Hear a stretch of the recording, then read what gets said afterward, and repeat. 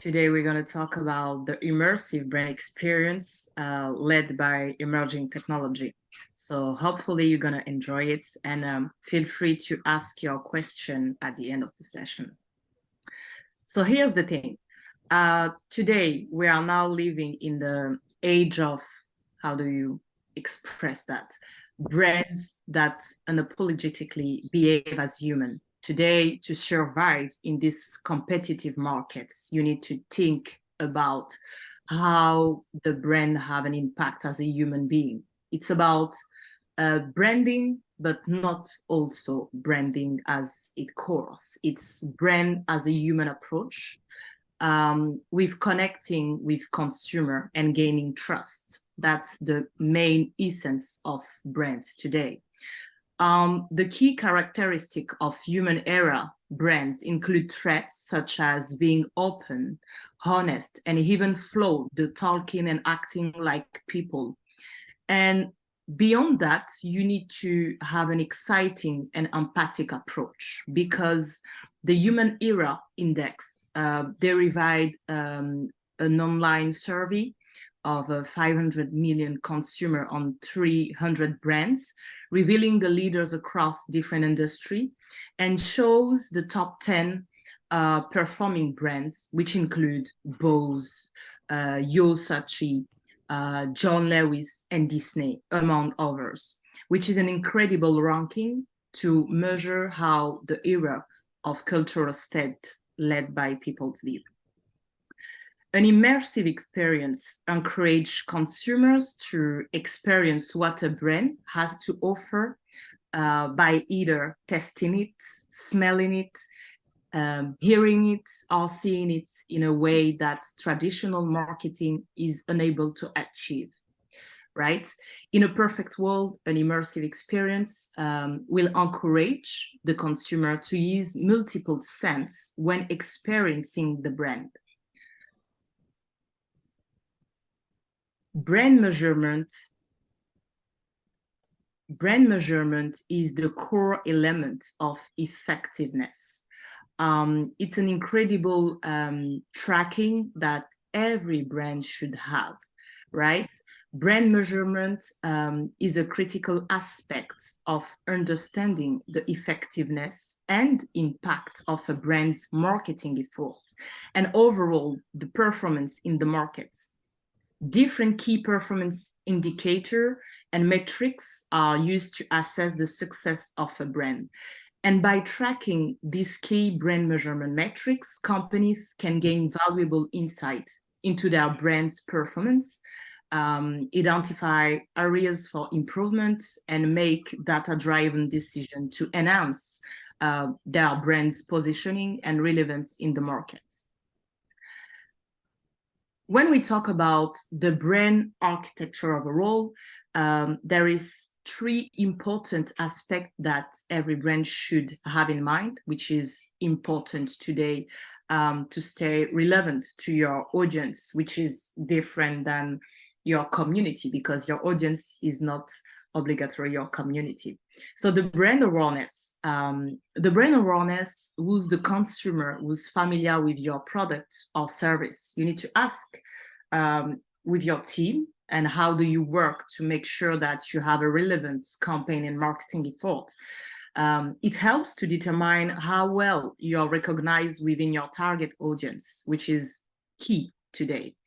It helps to determine how well the brand is well recognized by your community, not essentially on social media or online, but however, how do you nurture and move forward with your brand in globally? The brand perception, which is another key point aspect for the brand architecture. It's how do you consumer feel about your brand? It focuses on understanding the emotion and attitudes people have with your brand, how they act with you. It's not essentially by social engagement. It's, however, how they communicate with you online through their different measurements. And last but not least is the brand equity. How do you maintain the health of your brand by his competitive advantage? It's the ability to understand how your brand is powerful and sustained after all in the markets. So from service provider to cultural change agent, on the key benefits of experiential marketing is that it helps to create a more authentic connection between brands and consumer. By engaging with consumer on a deeper level, brands can build trust, loyalty, and brand awareness, and ultimately leading to increased sales and revenue. So there is three key example that I took to present you and highlight the major change in today's advertising landscape. The first case is Serena Williams with Nike. Serena Williams here. I'm just so grateful because, yeah, you got me here. On August 9th, 2022, Serena Williams announced her retirement. 2 days later, Nike released a year-long study, a showcase of what it takes to stay on top for over 2 decades. From fear, insecurity, nervousness, to power, experience, mental toughness. This is Never Done Evolving, featuring Serena Williams, an AI study in the form of avatars that reveals the evolution needed to become the greatest of all time. We analyzed all data and footage from official tournaments throughout Serena's career. Machine learning was able to model each era's playing style, decision-making, shot selection, reactivity, recovery, and agility, creating the most accurate and detailed virtualization ever done with an athlete. Serena's avatar's data is being used to improve techniques for young athletes and product technology. It's a first-of-its-kind approach in the sports industry. To make it accessible and inspiring to everyone in the world, we transformed this data into a live virtual match starring 17-year-old Serena, the age she won her first Grand Slam, against 35-year-old Serena, the age she won her 23rd Grand Slam. The game was the result of more than 130,000 games generated using vid-to-player technique, developed by Stanford University. At every point won, Josh Appel showcases the study's main insights. Well, you can just see the power on these serves from 2017 Serena Williams. We're all extremely passionate about sport. When we look at the data we capture, there's beauty in that. The lines and curves, it's like a symphony. The game broke all Nike's organic views records on YouTube and spread across mass media courts. I mean, this level of excellence it kept over so many decades is just...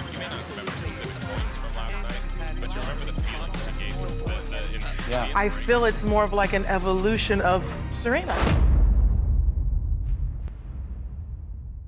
So like you have seen, Nike celebrates the most significant moments throughout their history, including achievements of the legendary athletes, Serena Williams. So they work with AKQA agency studio based in Sao Paulo, Portland, and Melbourne to work around those creative integration with the using of AI, which is an incredible ad because it's a mix of how do you implement data into the powerful message that a brand have to deliver to the world. So yeah, a real campaign that I would love to make sure that you can understand what is the purpose behind. The next one is Fortnite, which is one of the world's most popular games, attracting millions and millions of young players across the world. So they work with Travis Scott during the pandemic to use an incredible and interactive live streaming experience through their in-game Fortnite. So they team up with an agency to make sure that all the assets was able to deliver as best as possible. And Travis Scott was at that time the top of artist in the rap industry.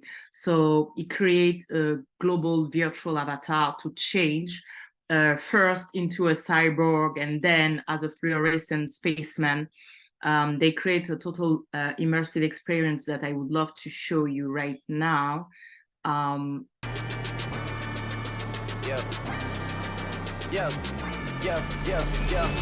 Gone on you with the pick and roll. Younger flame, he in sicko mode.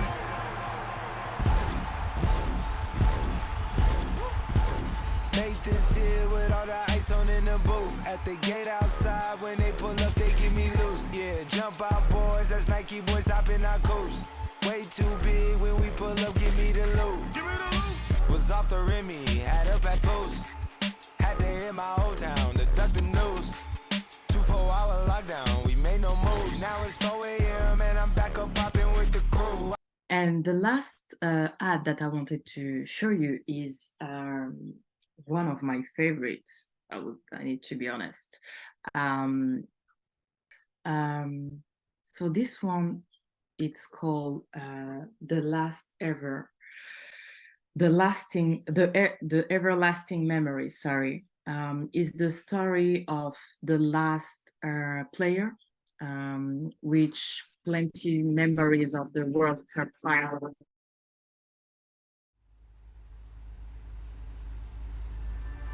The 1966 World Cup is an iconic cultural moment in English history. May we, in 1970, be represented by a team of sportsmen as good as these winners of the World Cup.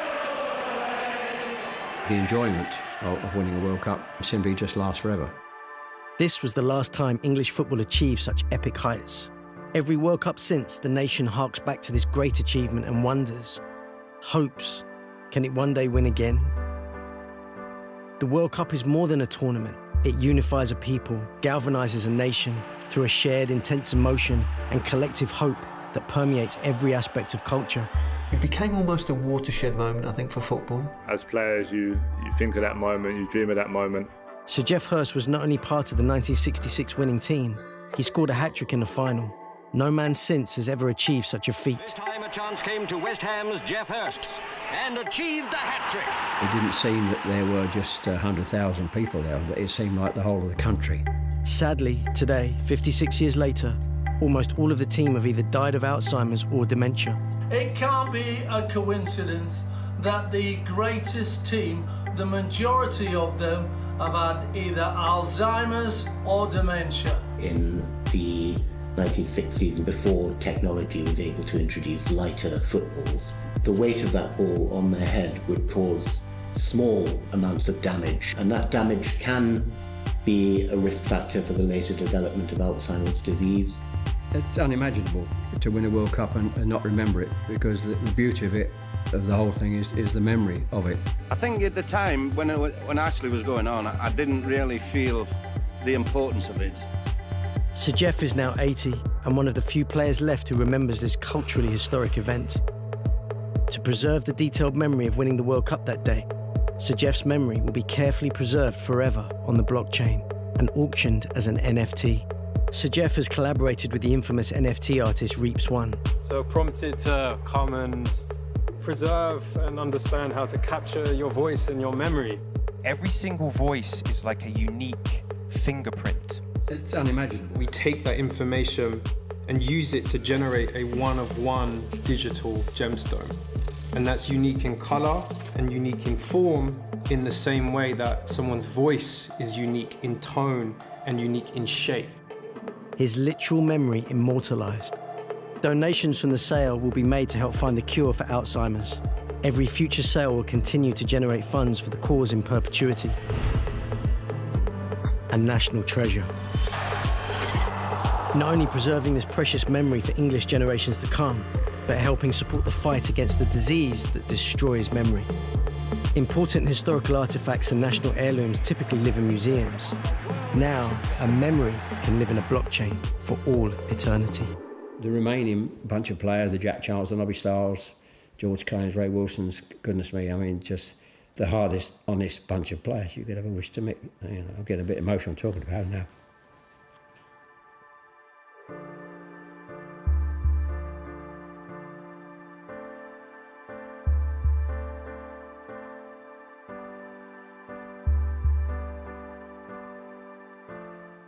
today people want to buy from brands that are like themselves, and like I can imagine you buy something that you are really close to and something that you support and something that you are really proud of. A change in culture towards having a more human and friendly outlook might not be as easy as it's for smaller ones due to the setup of the company internally, and it affects a lot of change in product and services, right? So sometimes you just need to do things that are difficult in your team, and as a creative, it's something which is the bad aspect, I would say, of the creation. But otherwise, everybody does them, which is why it's such as a strategic advantage if you can do it. Regarding this, another important element of creating an immersive brand experience is interactivity. This can be done through a variety of tactics, including games, virtual reality experience, and other interactive installation. 3 different points. To establish your brand, it's important to have in mind 3 key major components, which is build, as it should. It's important. Community building, knowing and stay true to your audience are really essential in growing your brand and your sales, especially if you want to talk to the next Gen Z. Innovation. This innovative marketing strategy, it's all about creating immersive brand experiences that engage your audience on a deeper level. Like you can see the example with Travis Scott, they gain a lot of engagement through their social channels, but otherwise they also create an overall experience through the live streaming, which is a key tactic when you want to build content, especially with video. And it's one of the most popular ways to connect with consumer. And last is nurture. Consumer crave communication on a human level, which requires to have a different business model than brand are used to, from a make, sell, broadcast model to a create and participate model. It's important to make sure that you engage your solution with your audience. So there is the main benefits. The first one is ability to create a more meaningful conviction with your audience by offering an immersive experience. You can engage consumers on a deeper level, building trust and loyalty with your brand. The second one is, in today's crowded marketplace, it can be very challenging to stand out and capture consumers' attention because there is a lot of content, and today everything is content. A voice note is content, podcast is content, social media assets are content as well. So by creating a unique and memorable experience, you can set your brand apart and create a lasting impression. And the last main benefits is, how do you experience the marketing as an experiential strategy, right? So to do it with sales and revenue, by engaging with consumer on a deeper level, you can build trust and ultimately leading to increased your sales and repeat other business opportunity to elevate your path. Thank you so much for your time, and I'm keen to hear more about you and your question.